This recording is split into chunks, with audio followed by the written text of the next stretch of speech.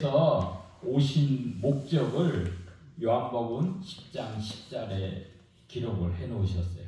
내가 성육신하신 제 예수님 하나님이신 하늘에 계신 예수님이 이 땅에 육신의 몸을 입고 성육신이 거룩한 육신의 몸을 입고 오신 목적이 이 땅에 생명을 얻게 하고 라고 있어요. 이 생명이 헬라말로 원어로는 조해인데 생명을 얻게 하고 더 풍성하게 하기 위해서 예수님이 오셨다 그랬습니다.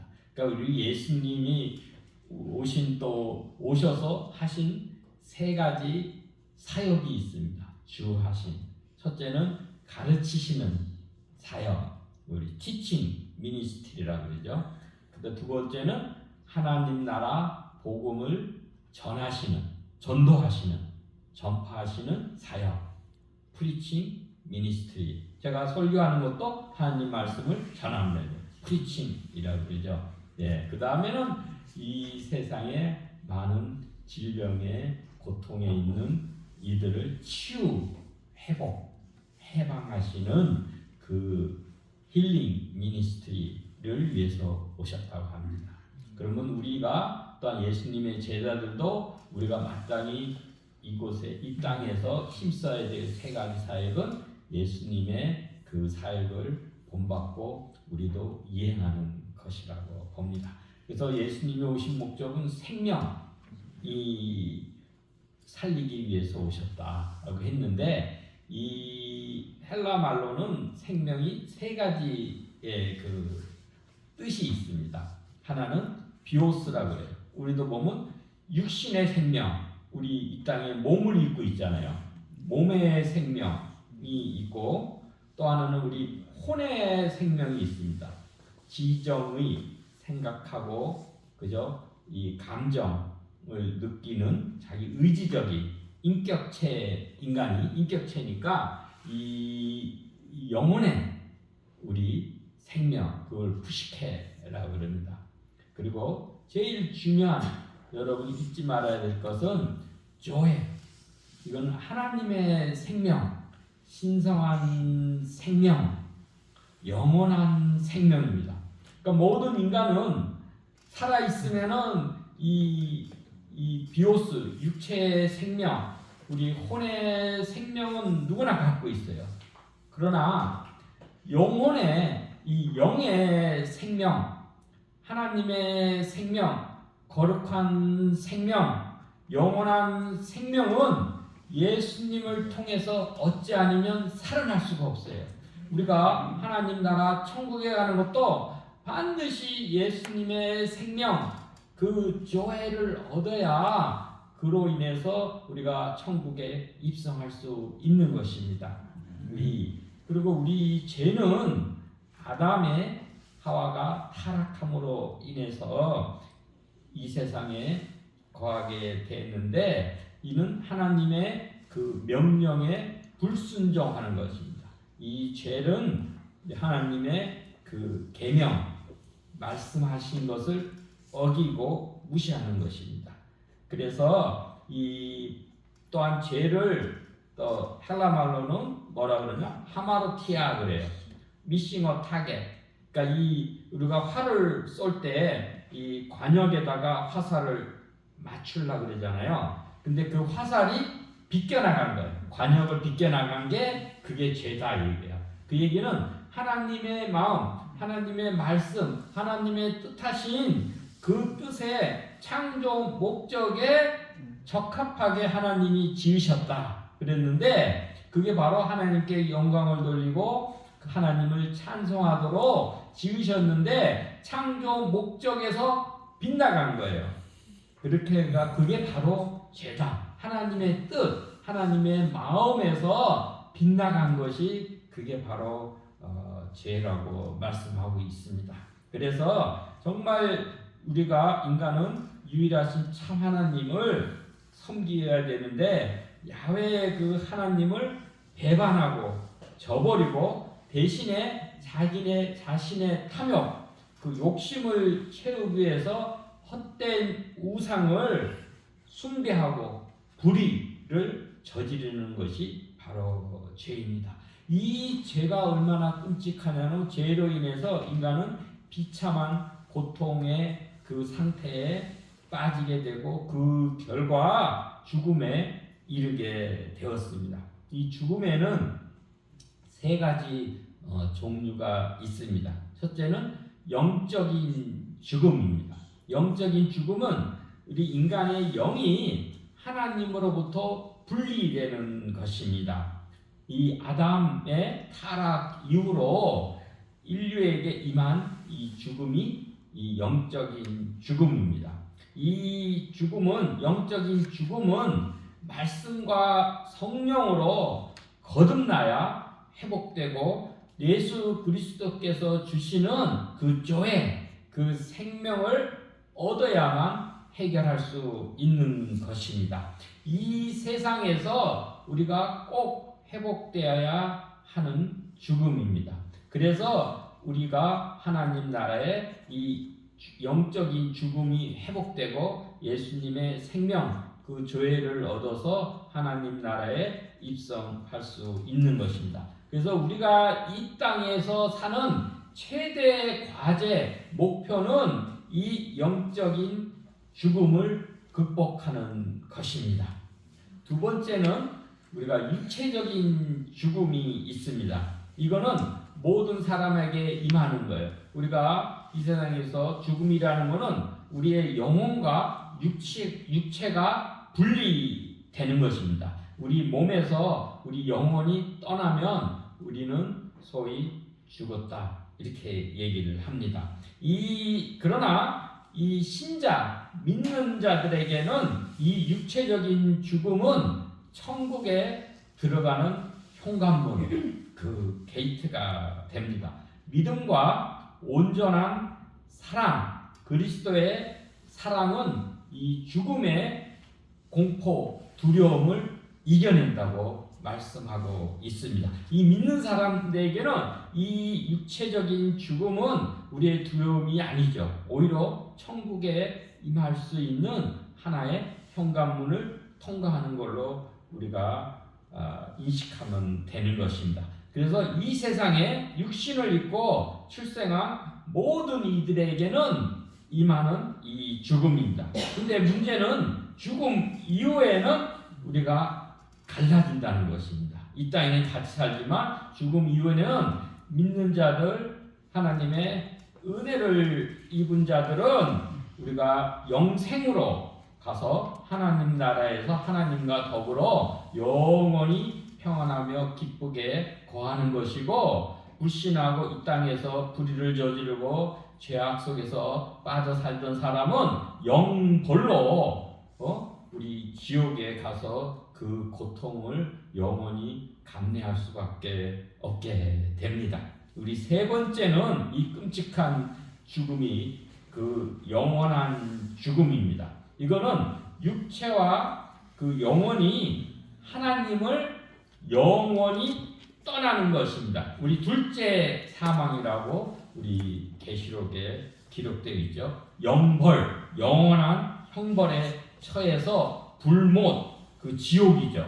이 불못, 지옥을 지으신 목적은 이 사탄과 마귀를 형벌하기 위해서 이 지옥을 지으신 것입니다. 흔히 어떤 분들은 사랑의 하나님이 인간을 사랑하시는데 어떻게 지옥을 이렇게 지으셔서 그 지옥에 형벌을 줄 수 있느냐? 그거는 지옥은 없다. 이렇게 얘기하는 분도 더러는 있어요. 그러나 아까도 말씀드렸지만 지옥의 목적이 인간을 하나님이 창조하신 인간을 형벌하기 위해서 그런 게 아니라 이 하나님을 배반한 그 천사장 루시퍼, 그 사탄과 그 외에 추종하는 그 악한 영들을 형벌하고 이 위해서 지은 것입니다. 그런데 인간이 하나님을 따르지 않고 하나님을 배반하고 저버리고 이 사탄의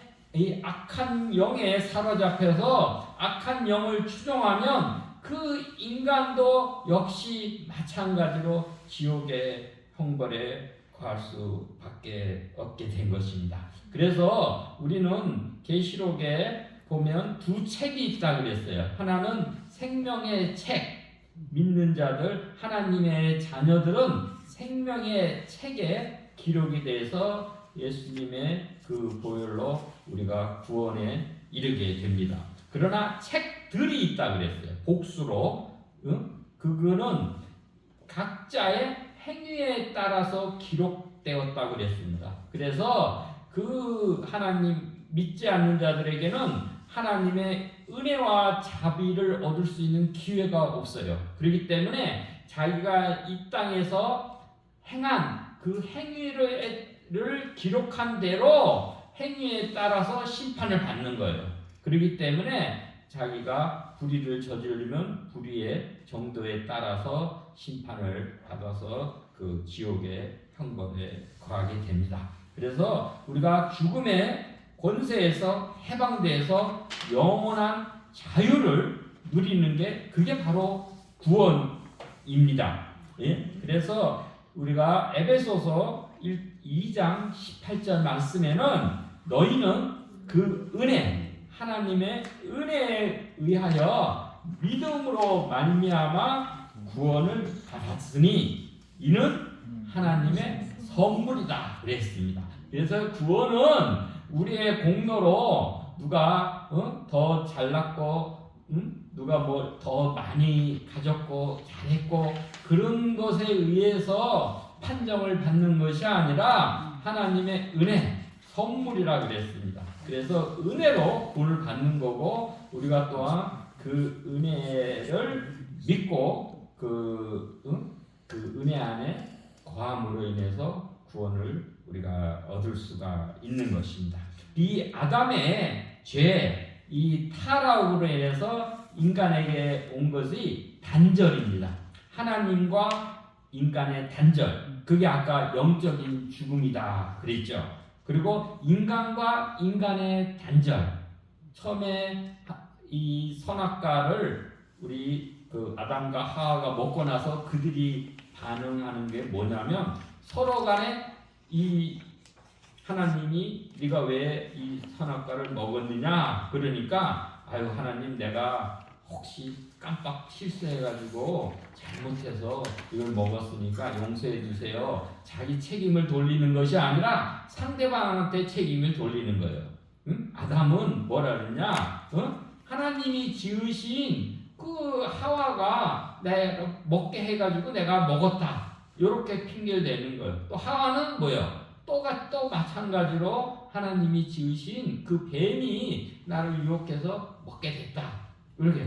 그래서 결국은 이 부부간에도 이 분리되는, 이 단절되는 그런 역사가 있고 또한 자연과 사람 간에도 단절되는 거예요.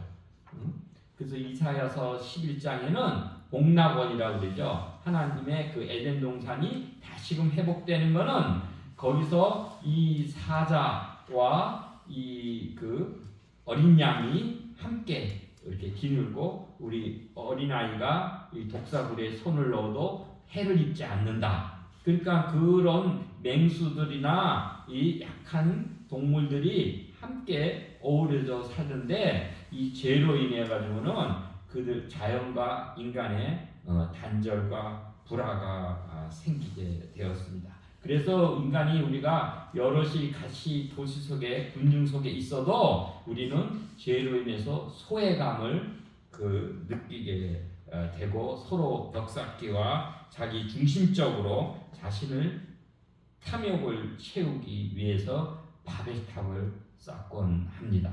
그래서 이 죄로 인해서 소통이 돼야 되는데 서로가 불통이 되고 혼잡함. 하나님의 창조는 혼돈의 케오스의 세계가 이 코스모스, 이 질서의 세계로 됐는데 그것이 다시금 혼잡한 세상으로 되고 그래서 우리가 생명을 회복하기 위해서는 이 마치 살아있는 물고기는 그 물결에 떠내려가는 것이 아니라 물을 거슬러 올라갑니다. 그래서 우리가 이 세상에 가는 그 흐름에서 역주행을 해서 다시금 회복하는 것. 그래서 우리가 믿는 자들은 좁은 길로 간다. 이 세상에서의 하나의 독특한 하나님의 자녀로 사는 거지 세상 사람들과 똑같은 패턴 그 풍조를 따라서 사는 게 아니다고 한 겁니다. 그래서 우리가 이 죄로 인해서 이 단절됨 이런 것들이 우리가 말씀과 성령으로 예수님의 생명으로 우리가 유기적으로 서로 연결되고 우리 복원되어야 합니다. 그리고 우리의 속에 있는 증오나 그 미움, 불의 이런 것들이 다 정결케 되고 성령의 충만함을 받아야 합니다. 이 생명의 회복과 활성화를 위해서는 두 가지를 힘써야 되는데 무엇이냐? 첫째는 이타심이에요.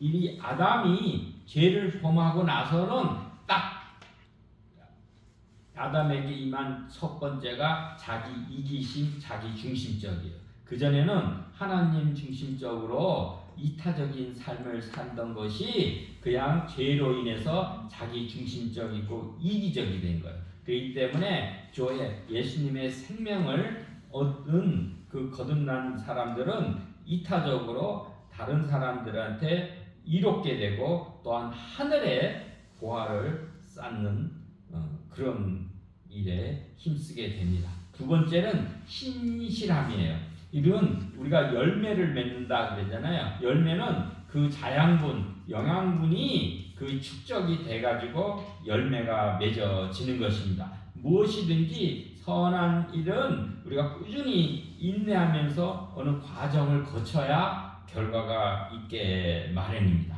그리고 신앙인의 표징 그 노트는 뭐냐? 하나님의 은혜에 감사하는 것이고 그리고 하나님을 심판을 기억하고 하나님을 경외하는 것입니다. 그러나 우리가 이 땅의 현실을 보면 우리는 절망 가운데 빠져드는 시대라고 봅니다. 우리 대한민국이 옛날보다는 무척 잘 살고 많은 장점과 희망이 있지만 때로 어떤 젊은이들은 헬조선이라고도 그렇게 칭하기도 합니다. 왜 그러겠어요? 이 땅 가운데 소망이 없는 거예요. 절망이 없고 더 발전해 갈 수 있는 사닥다리가 있어야 되는데 그것이 안 보이니까 절망 가운데 그렇게 보는 것입니다. 오늘 본문 말씀을 보면 이 에스겔이 환상 가운데 그 입신 상태에 들어간 거예요. 하나님이 그 영을 데리고 환상의 세계로 그걸 보여주신 거예요. 그 얘기는 에스겔이 이 당시 어떤 상태냐면 이 이스라엘의 특히 남유다가 이 바벨론한테 포로로 망했어요. 예루살렘 포로로 잡혀간 거예요. 에스겔이 잡힌 거는 제2차 포로 때 잡혀요. BC 605년에 다니엘이 세 친구와 함께 이 바벨론으로 붙잡혀 갖고 2차 침공 바벨론을 했을 때는 느부갓네살 2세가 침입해 가지고는 그 에스겔과 요아긴 그 왕을 바벨론으로 붙잡아간 거예요. 그 597년에 그 후에 한 10년이 지나고 나서 586년 그 7년 기원전이죠. 주전 그때 예루살렘이 멸망 소식이 들린 거예요. 그러니까 이 에스겔이 자기가 포로로 이 바벨론으로 붙잡혀 와가지고 노예 생활, 대부분 그 운하를 파고 한 중노동 노예 생활을 이방 땅에서 하고 있는 그것만 해도 자기가 가슴이 아픈데 한 가닥 희망을 가졌던 예루살렘이 완전히 망하게 되고 그 성전이 파괴됐다는 그 소식을 듣고 에스겔은 완전한 절망 가운데 빠지게 된 것입니다. 그래서 거기서 이 환상을 보이신 것은 이스라엘의 상태가 소망을 잃은 이 희망이 없는 이스라엘의 현 상태가 바로 마른 뼈들이 잔뜩 쌓인 그 골짜기 들판 같다라고 라고 그렇게 환상을 통해서 보여주시는 것입니다. 특히 요즘 세대는 우리가 분절과 우리 공급망도 자꾸 단절되는 그런 시대에 우리가 있습니다. 네? 서로 줄서기를 해가지고 미국 편, 그 다음에 중국 편 이렇게 자꾸 편가르기를 하고 공급망도 뭐가 국가 간의 이해가 안 맞으면 뭐 희귀원소라든지 물자를 공급을 안 해주고 그러면 서로가 그 이중과세가 되고 효율성도 떨어지고 낭비를 하고 그런 거죠. 그래서 이 분절화, 이 단절로 인해서 세계가 어려워지고 있습니다. 그래서 우리가 오늘도 기도와 찬양을 하지만 기도와 찬양을 하지 않는 것은 영적인 장애인입니다. 그는 듣고 말하지 못하는 것입니다. 기도는 듣는 것이고 찬양은 하나님께 말하는 것인데 그 우리가 입과 귀가 먹은 자가 되면은 우리가 찬양과 기도를 못하게 되겠죠. 그렇기 때문에 지금 이 시간이 우리가 바로 은혜 받을 때고 하나님께서 이 기회는 그 은혜는 주실 때 우리가 받을 수가 있는 것입니다. 그런데 이 지옥에는 더 이상의 기회가 없다고 했어요. 회개의 기회, 이 희망의 기회를 다 포기하는 것이 지옥의 이 상태입니다.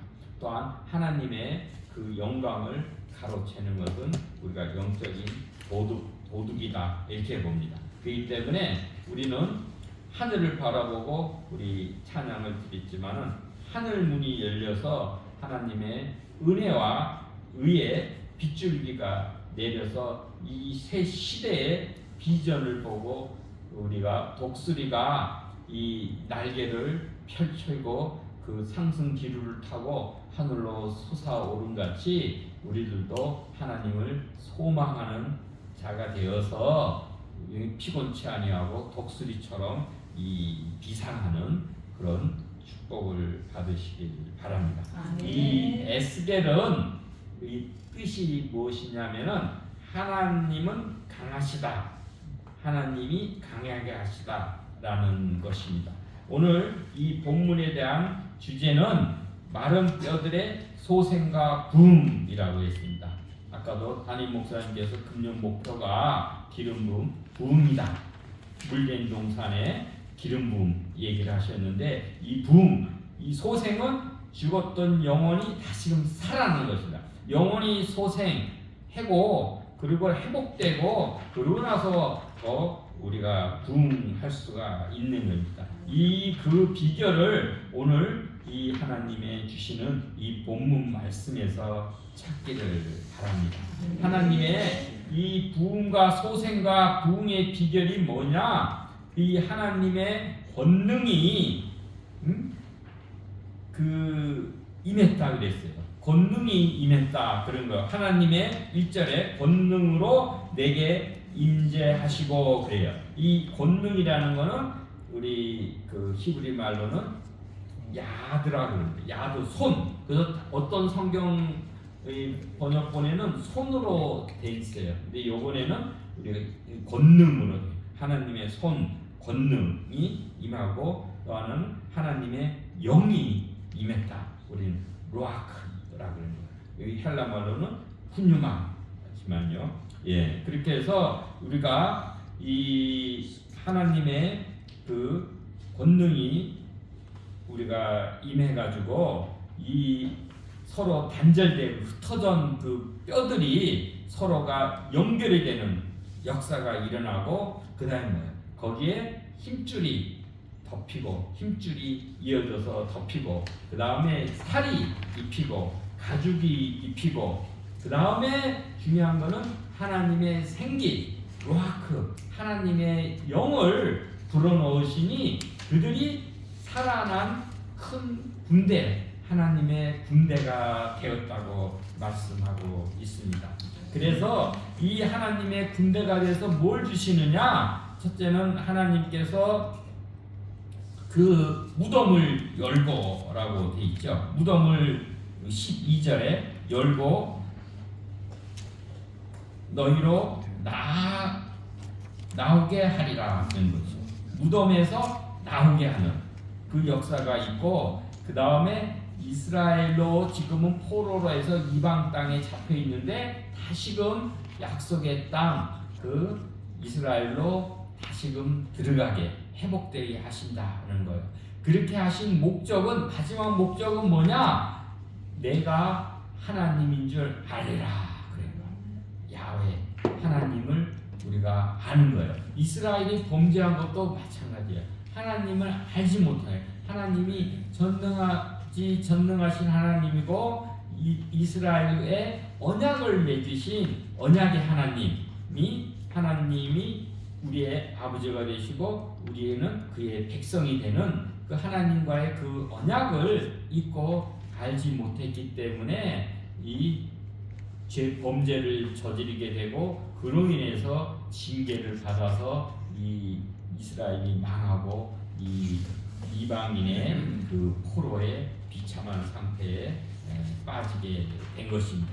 근데 에레미야 2장 13절에서는 이 유다가, 이스라엘 그때는 남유다, 북유다, 그 남쪽 유다, 북이스라엘로 나눠져서 북이스라엘은 먼저 아시리아에 망하고 이 남유다만 남아서 남유다도 결국은 망하게 됐습니다. 근데 에레미야는 뭐라고 망한 이유를 얘기하셨냐면은 예레미야서 2장 13절 말씀에 내 백성이 두 가지 악을 행하였으니 곧 그들이 생수의 근원이 되는 나를 버릴 것과 스스로 웅덩이를 판 것인데 그것은 그 물을 가두지 못할 터진 웅덩이다라고 하였습니다. 두 가지 뭐요? 하나님을 버리고, 그죠? 버린 거. 그게 결국 우상 숭배되는 거예요. 우리가 유일하신 참 하나님만을 섬겨야 되는데 그 하나님을 저버리고 배반하고 헛된 우상 숭배에 빠진 것이고, 두 번째는 스스로 터진 웅덩이를 팠다는 것은 하나님을 의지하지 않고 이 세상의 다른 강대국 동맹들 그들을 의지해서 그걸 막아보려고 했지만 결코 그것은 허사가 된 것입니다. 그래서 이 포로된 이스라엘이 이래 백성들이 이 절망 가운데 빠졌을 때 하나님께서는 에스겔의 이 환상을 통해서 이스라엘이 다시금 회복되고 성취되는 이 마른 뼈 환상과 우리 단락에 나오는 두 막대기를 통한 상징적 행위를 통해서 너희들한테 다시금 소망을 불어넣어 주게 되는 것입니다. 이 마른 뼈는 아까도 말씀드렸지만 이 절망적인 이스라엘 백성들 상태, 자기 스스로는 이스라엘 힘으로는 회복이 불가능한 이 상태입니다. 근데 이게 하나님 묻잖아요. 이 뼈들이 어떻게 되겠느냐 묻는다는 것은 우리가 인간의 힘으로는 이 절망의 상태를 결코 벗어날 수 없지만, 그러나 전지전능하신 하나님의 권능으로는 하나님은 불가능한 것을 얼마든지 가능케 하시는 그런 분이니까 하나님으로 인해서는 너희가 희망을 가질 수 있다라고 하는 것입니다. 그래서 우리가 절망 가운데 있을 때, 사방에 우겨싸움을 당하고 모든 것이 다 막혀 있을 때 우리는 하늘을 바라보고 하나님과 연관을 시키면 그 하나님으로 인해서 우리에게 소망의 빛을 우리가 임할 수 있게 되는 겁니다. 그 다음에 하나님의 생기, 성령으로 우리가 충만함을 받아야 되는 것입니다. 네. 그래서 그로 인해서 아까도 말씀드렸지만 우리 무덤을 열고, 무덤이라는 것은 죽음과 절망과 생명 능력을 상실한 것을 의미합니다. 거기서 나오게 된다는 것은 부활, 생명력이 복원되고 회복되는 역사가 나서 우리 하나님이 약속하신 이스라엘 땅, 약속의 땅, 하나님 나라로 들어가게 한다. 그래서 우리가 비로소 하나님이 누구신지 창조주시고 우리의 주권자이시고 우리 주인이신 그 하나님을 기억하고 인지하고 인정하고 믿게 되는 것입니다. 그래서 14절에 마지막에 보면 내 영 성령을 너희 속에 두어 살아나게 한다는 것은 다시 부활과 회복하게 하고 또 너희 고국 땅 우리가 영적으로는 하나님 나라의 들이니 너희가 하나님을 알리라. 하나님을 안다는 게 그게 바로 영생입니다.